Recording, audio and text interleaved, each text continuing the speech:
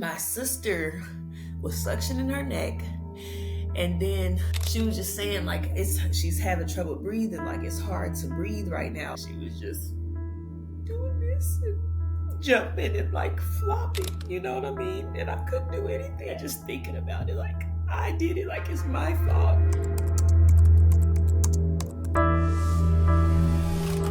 My mom had me at 19, and then she had my second sister about 4 years later. And she's who I'm mainly talking about. She had an incident of brain damage, and I don't feel like anybody really knows about it, or I just feel like something brushed under the rug because it was for like medical malpractices. But we lived in California, and things were fine. We lived with my grandmother. So basically we were like in the church a lot with my grandmother. We went to church every Sunday. We sang in the choir. We've always been like performers, like doing speeches and things like that, memorizing things and doing it in front of the church, me and her. And she loved to sing. But my mom ended up getting pregnant again. And so my grandmother thought it was best for her to move to Tulsa, Oklahoma, a safer space where her family was, her sister and everything was. So she sent my mother out to her sister. The reason why my sister ended up having her allergies and things is because of the home, because of like it being so exposed and all this stuff coming in and out, because the landlord turned out to be more like a slumlord. I just remember weird things happening. Like I remember like a girl cousin tried to do things to me. I'm just glad she wasn't able to, because she couldn't figure out how. I know she was trying, like, trying to pull my dress down and stuff and pull her dress up and like some weird stuff. Cousins and just all kinds of friends. Like I just remember all kinds of little incidents. But my sister went through something really bad. Like my older cousin assaulted her, and she told me about it. Everybody didn't believe her, but he actually apologized for it. And so to me, that's confirmation, because you're not going to apologize for something you didn't do, especially to that degree or whatever. But I mention that because I just feel like she went through so many things that she shouldn't have as a child. She was bullied and things like that, and then there was that abuse, and then just her self-confidence and all. Like the thing that got it started with the brain damage is we were living in that home, and she started having like allergy problems, like breathing problems and stuff like that. And they were saying that they needed to expand her airway. The doctors like do a surgery to expand her airway so she could breathe better. Well, while they were doing that surgery to expand her airway, something happened to where it didn't go as planned. And so they had to do an emergency trach surgery. And that's where they put the tube in her neck to help her breathe better. But after she got out the surgery, she was just like, why didn't you guys just let me die? Why didn't you let me die? And she was so depressed, and she just hated it because it was in her neck, and everybody, she was getting used to the idea, and everybody was just looking, because, that's not usual or whatever. And so I just feel like she went through so much for no reason.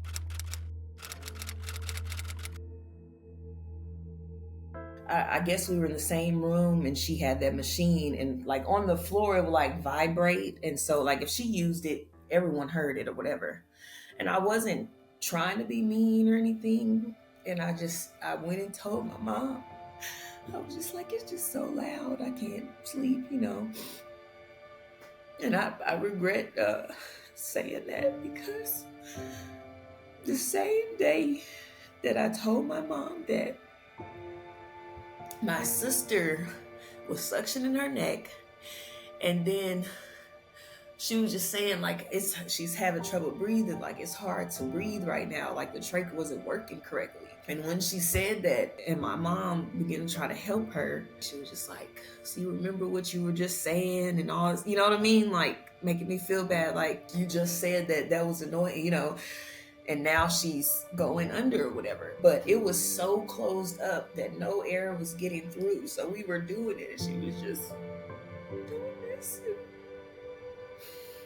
and jumping and like flopping, you know what I mean? And I couldn't do anything. I tried it myself, And we called the ambulance and they pulled up and everything. And they did, the CPR and stuff like that. They ended up breaking some of her ribs. And then she was under so long that she got brain damage. So when she woke back up, no walking, no talking, using the bathroom, eating, anything. For years, I would cry every night and then pray and be like, God, I'm sorry. I wish I never would have said it. I wish that never would have happened. I wanted to be gone too. I said, like, God, please take me. I mean, the pain hurt so bad. Like, even though she was brain damaged, it just felt like she died. You know what I mean? And so nobody knew that I wanted to die. Like, my chest and my stomach hurt so bad just thinking about it. Like, I did it. Like, it's my fault.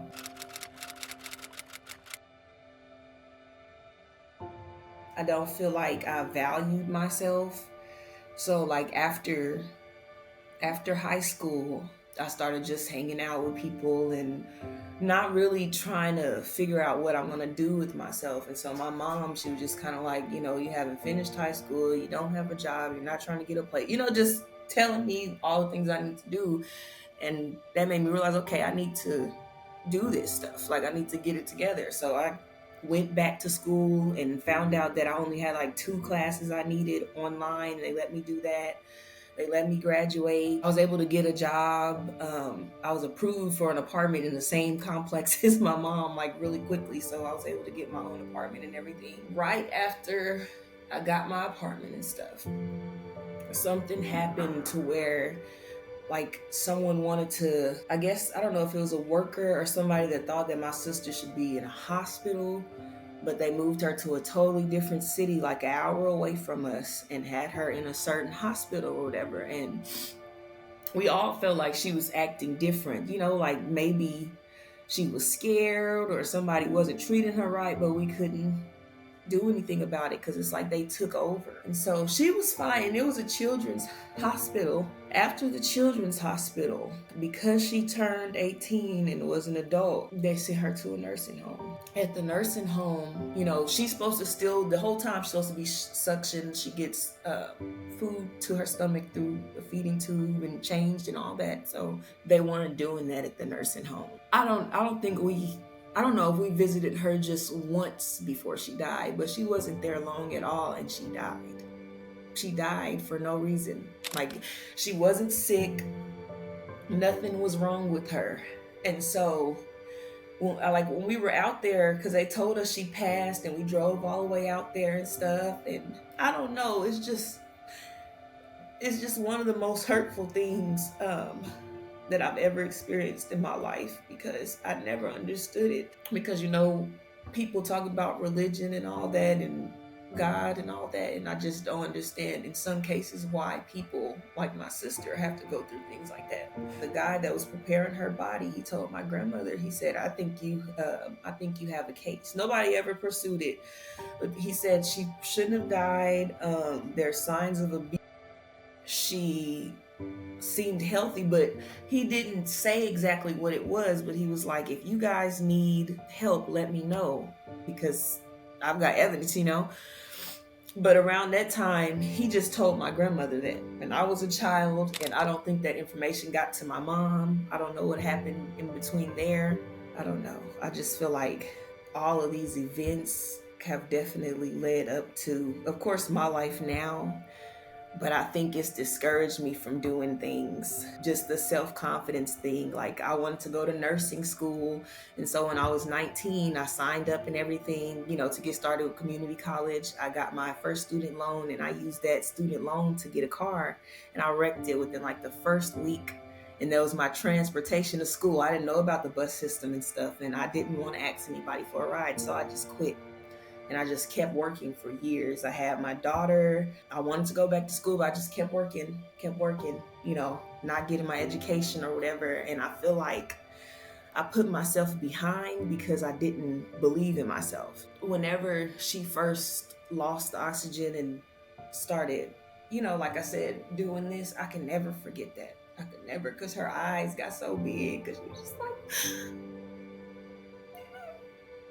she was just, I can't believe it. Like, it's hard to believe that all this even happened. But like, I wanted to write about it or something, because I just don't want nobody to not know, because this is serious to me. Like, this is serious. Nobody ever, like, my mom never pursued like legal stuff after the first time. Like, when she first got brain damage, someone had agreed to settle. I guess my mom didn't like the terms. They didn't want to give it to her. They wanted her to have like an appointed person to keep the money, and she has to ask or something like that. But she never pursued anything after that.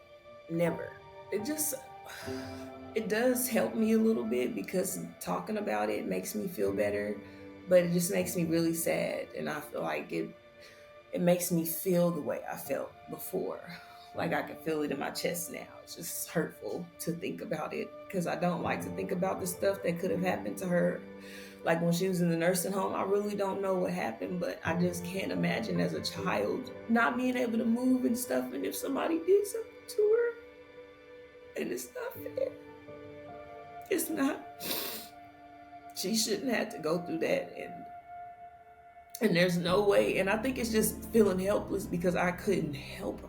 Like, there's nothing I could do. And I just wish I wouldn't have said that. I just wish I wouldn't have said that or complained about it. But I'm currently doing like online classes in psychology, because I eventually want to be a therapist. And right now I'm trying to figure out how, I want to write the book. Now I'm stuck on, like, because I don't want anybody in the book that doesn't want to be in there. I don't want to offend anyone or anything, but I just feel like I don't want this story to die.